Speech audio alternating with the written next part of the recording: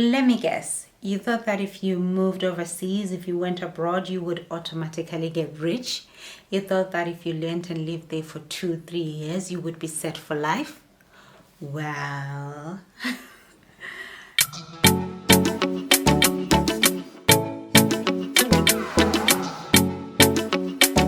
hello guys, thank you for stopping by. In today's video, we are going to talk about the few things that you need to know before you move to Ireland or the United Kingdom. Number one on the list, let's talk about taxes. So taxes are something that people don't talk about when they tell you about their life abroad. They don't explain this when they tell you about their salary. You just look at the gross figure and you think, wow, that's actually a very decent salary. But what you don't know is that behind that salary is a lot of taxes. You are going to pay income tax. If you have a house, you are going to pay housing tax. You are going to pay road tax if you have a car. If you smoke and you have cigarettes, you are going to pay taxes on your cigarettes when you buy them. There is taxes everywhere. And factor all these taxes into your salary, you find that you're left with a figure that is totally different to what you had in mind.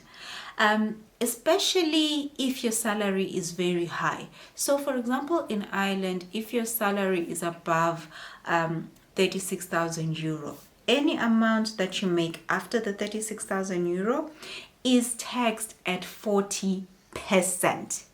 Yes, you heard that right. So whatever amount you'll make after that, it is taxed at 40%. So for some people, it actually doesn't make sense. For example, if you have a job that's paying you 35,000 euro and you get another job or you get a promotion and it's an extra 2 grand on your salary, it doesn't make that much difference because all of that might just go, the half of, or nearly half of that is going to your taxes.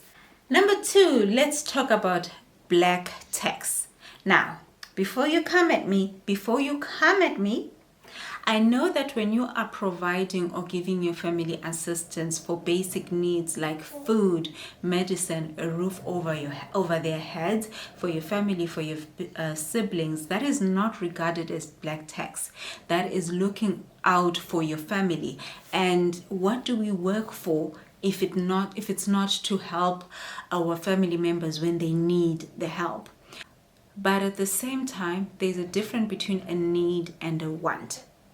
If you find yourself that you're now overseas and your mom needs a new outfit to go to church every week, a brand new outfit, that is black tax. When your sibling now needs a new outfit every month to go to a party, a new dress, new shoes, and some spending money, that is black tax. When you have your sibling who is in university who won't take a part-time job just because it's going to interfere with my studies, but they want to live that lavish life on your expense, honey, that is black tax. And something that most people don't know is that maybe when you relocate, somehow there is that illusion that people think or that your family might have that now you've suddenly cashed in, now you're at the bank. You have to set the boundaries. You have to explain to them that, look guys, I can help where I can, but at the same time you need to look out for yourself as well. That is why a lot of people who are overseas end up depressed, end up exhausted. Like I saw people working 5 shifts a day just so that they can have enough money to send to family members, and for some even to send to their boyfriends back at home. And they didn't have any money left over for themselves. They didn't have any savings. They didn't have any investments in. And when their permit is up and it's not renewed and they have to go home, they go home empty-handed. They go home with nothing. At the same time, sometimes us as individuals, we impose black tax on ourselves. Our families may not ask for money, but because you desperately want to do so much in a short period of time, you end up compromising your own mental health, your own mental well-being, just to provide for people back at home. You will not always be this able-bodied. There will come a time when you need help. There will come a time when you need to retire. And there's nothing as painful as working abroad for 5-10 years and you retire with absolutely nothing. And the same people that you were sending money so that they can buy a new car, that you were sending money so that they can do their hair every month, will be the same people who will laugh at you that, look at her, she went abroad and came back with nothing. Look after yourself, honey. Invest in a house, invest in yourself, invest in your education. Don't just throw away all the money that you make. Life can, with the blink of an eye. Let's talk about the weather. The weather can be a huge shock when you relocate abroad, especially if you're coming to the UK and Ireland, I would say. So I find that in Ireland, you can have 3 seasons in one day. It can be sunny in the morning, it can be rainy in the afternoon, and it can even snow in the evening, all in one day.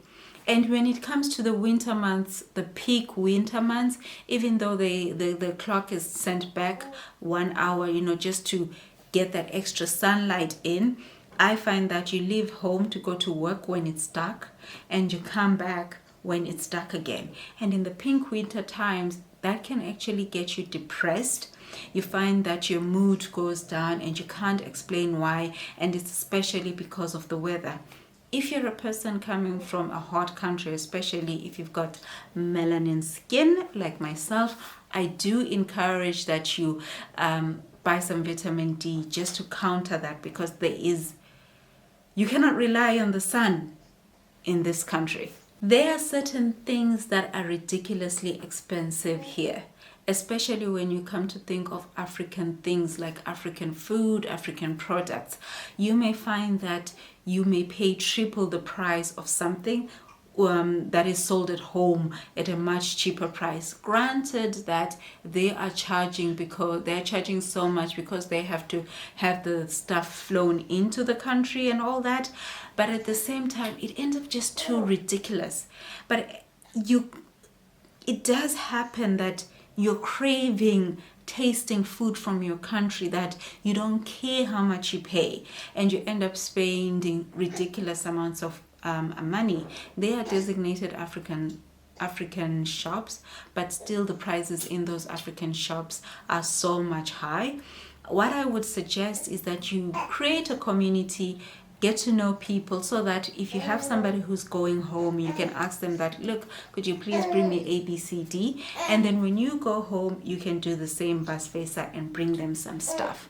So guys, that is it with this video. I did a quick short one. I like to do a couple of these every year. If you like this content, I would appreciate it if you subscribed, and I will see you in the next one. Bye bye.